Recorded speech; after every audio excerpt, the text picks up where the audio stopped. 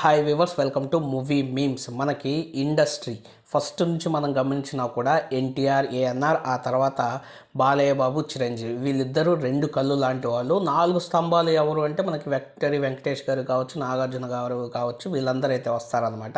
So ఈ వీడియోలో వచ్చేసి బాలయ్య బాబులో చాలా మార్పు అయితే వచ్చింది, అలాగే చిరంజీవి గారిలో కూడా చాలా మార్పు అయితే వచ్చింది. ఆ మార్పు ఎప్పుడు మొదలైందంటే చిరంజీవి రీఎంట్రీ 150 సినిమాతో చిరంజీవిలో మార్పు అయితే మొదలైంది. అలాగే బాలయ్య బాబులో వచ్చేసి 100వ సినిమా, ఆ 100వ సినిమా నుంచి అయితే మార్పు అయితే మొదలైందనమాట. వీళ్ళిద్దరూ వచ్చేసి 150వ సినిమా చిరంజీవి ఖైదీ నంబర్ 150, 100వ సినిమా బాలయ్య బాబుది వచ్చేసి గౌతమ్ పుత్ర శాతకర్ణి. ఈ రెండు సినిమాలతో అయితే పోటీ అయితే పడ్డారనమాట. ఆ తర్వాత చాలా మార్పులు అయితే వచ్చాయి ఇండస్ట్రీలో. బాలయ్య బాబు రేంజ్ క్రేజ్ అయితే మారింది. ఆ తర్వాత చిరంజీవి గారిది రేంజ్ క్రేజ్ ఏ విధంగా ఉంది అన్న దాని గురించి, వీళ్ళిద్దరిలో ఇప్పుడు ఎవరు బడా స్టార్ అన్న దాని గురించి మనం ఈ వీడియోలో అయితే మాట్లాడుకుందాం. వీడియోని స్టార్ట్ చేసే ముందు మా ఛానల్ కొత్త అయితే ఆబ్వియస్లీ చాలామంది కొత్తే ఉంటారు. ఒకవేళ బాలయ్య బాబు అభిమానులు అయితే జై బాలయ్య అని చెప్పేసి, చిరంజీవి గారి అభిమానులు అయితే జై చిరంజీవ లేకపోతే జై మెగాస్టార్ అని చెప్పేసి కామెంట్ సెక్షన్లో కామెంట్ అయితే చేయండి. వీడియో నచ్చినట్లయితే ఖచ్చితంగా లైక్ అయితే చేయండి. సో ఇప్పుడు ఫస్ట్ వచ్చేసి మెగాస్టార్ చిరంజీవి గారి గురించి కానీ చెప్పుకున్నట్లయితే, సో మెగాస్టార్కి మనకు 150 సినిమా ముందుగా చూసుకున్నట్లయితే రిమేక్లు ఉన్నప్పటికీ కూడా ఎక్కువ హిట్లు ఉండేటివి. కానీ 150 సినిమా రిమేక్ మూవీ ఖైదీ నంబర్ 150తో వచ్చిన తర్వాత వరుసగా ఫ్లాప్లు అయితే ఆయన అయితే ఎక్కువగా అయితే చూశారనమాట. సో ఖైదీ నంబర్ 150 రిమేక్ మూవీ, అది రీఎంట్రీ మూవీ కాబట్టి బ్లాక్ బస్టర్ అయితే అయింది. ఆ తర్వాత మనకు వచ్చిన వాల్తేరు వీరయ్య తప్పించి ఏ సినిమా కూడా సక్రమంగా అయితే ఆడలేదన్నమాట. సో మనం ఆ లెక్కన చూసుకుంటే సైరా ఆడలేదు, బోలాశంకర్ ఆడలేదు, అలాగే మనకు వచ్చేసి ఆచార్య ఆడలేదు, గాడ్ ఫాదర్ ఆడలేదు. సో ఇలాగ 6 మూవీస్ ఆయన మొత్తంగా చేస్తే కేవలం 2 మాత్రమే హిట్ అయ్యాయి. అందులో ఒకటి వాల్తేరు వీరయ్య, ఇంకొకటి ఖైదీ నంబర్ 150 అనమాట. సో మనకి రీమేక్ మూవీస్ ఇందులో 3 అయితే చేశారు ఈయన. సో ఓవరాల్గా చూసుకుంటే ఈ 150 సినిమా తర్వాత చూసుకున్నట్లయితే ఈయనకి 33% మాత్రమే అయితే హిట్ రేషియో, సక్సెస్ రేషియో అయితే ఉంది. సో ఎక్కువగా రీమేక్ మూవీస్ అయితే నమ్ముకోవడం అనేది చాలా వరకు ఇదైందనమాట. సో మెగాస్టార్కి కథలు దొరుకుతాయి, ఎందుకు దొరకవు, చాలామంది ఆయన గురించి రాసే వాళ్ళు అయితే ఉంటారన్నమాట. సో కేవలం మంచి స్టోరీ ఉంది అని చెప్పేసి రీమేక్లు అయితే చేయకూడదు. ఇప్పుడున్న సోషల్ మీడియా ప్రకారంగా అసలు రీమేక్ మూవీస్ని అస్సలు అయితే యాక్సెప్ట్ అయితే చేయకూడదు అన్నమాట. సో రీమేక్ మూవీస్ ఇంకైతే చిరంజీవి గారు అయితే చేయకూడదని చెప్పేసి అయితే కోరుకుంటున్నాను.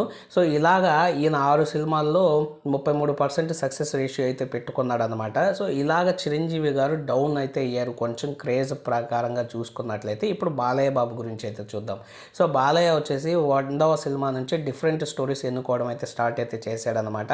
సో శాతకర్ణి మనకి డిఫరెంట్ స్టోరీ, ఆ తర్వాత కొన్ని రూరల్ కావచ్చు, జయసింహ కావచ్చు, ఇలాంటివి చేసినా కూడా ఎన్టీఆర్ బయోపిక్తో మళ్ళీ ఒక డిఫరెంట్ స్టోరీ తీసుకొని బయోపిక్తో రావాలైతే అనుకున్నాడు అనమాట. సో ఆ 2 సినిమాలు కూడా అంతగా అయితే వర్కౌట్ అవ్వలేదు. అయినా కూడా ఆ తర్వాత మనకి డిఫరెంట్గా వచ్చేసి అఖండ తర్వాత వచ్చాడు. అఖండ తర్వాత ఈయన వెనక్కి తిరిగి అయితే చూడలేదు, హ్యాట్రిక్ హిట్లు అయితే కొట్టాడు.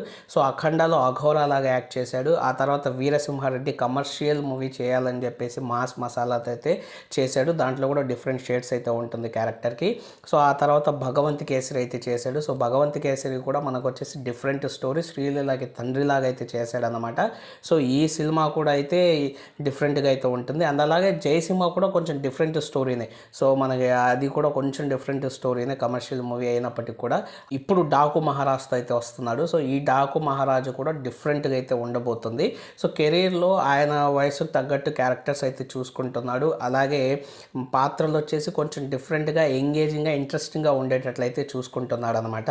సో మనకి రాజమౌళి చెప్పినట్లు ఇంతకుముందు బాలయ్య అంటే మాస్, ఏం మాస్ సినిమాలు అనే ఉద్దేశం ఉండేది. కానీ ఇప్పుడు చిన్న పిల్లల నుండి పెద్దవాళ్ళ వరకు ఆయన ఒక సూపర్ హీరో లాగా అయితే చేస్తున్నారు. సో క్రేజ్ కూడా పెరిగింది, ఆయన రెమ్యునరేషన్ కూడా పెరిగింది, ఆయన బిజినెస్ పెరిగింది, ఆయన స్టాండర్డ్స్ అయితే పెరిగాయి. అన్స్టాపబుల్ షోతో కూడా ఆయన స్టాండర్డ్స్ వేరే లెవెల్లో అయితే సెట్ చేశాడనమాట. సో ఇప్పుడు చిరంజీవి గారు కావచ్చు, బాలయ్య బాబు కావచ్చు, వీళ్ళిద్దరిలో కెరీర్ ప్రకారంగా బెస్ట్, అలాగే సీనియర్ హీరోస్ ప్రకారంగా ఎక్కువ క్రేజ్ అండ్ అలాగే బెస్ట్ ప్లేస్లో ఉన్న హీరో ఎవరైనా ఉన్నారంటే బాలయ్య బాబు అన్నమాట. సో బాలయ్య శకం అయితే నడుస్తుంది ఇప్పుడు. సో ఇది ఫ్రెండ్స్ వీడియో అయితేను. మరి మీకు వీళ్ళిద్దరిలో ఏ హీరో బెస్ట్ అనిపిస్తారో కామెంట్ సెక్షన్లో కామెంట్ అయితే చేయండి. వీడియో నచ్చినట్లయితే ఖచ్చితంగా లైక్ చేసి మా ఛానల్ సబ్స్క్రైబ్ చేసుకొని నన్ను సపోర్ట్ అయితే చేయండి. Thank you friends.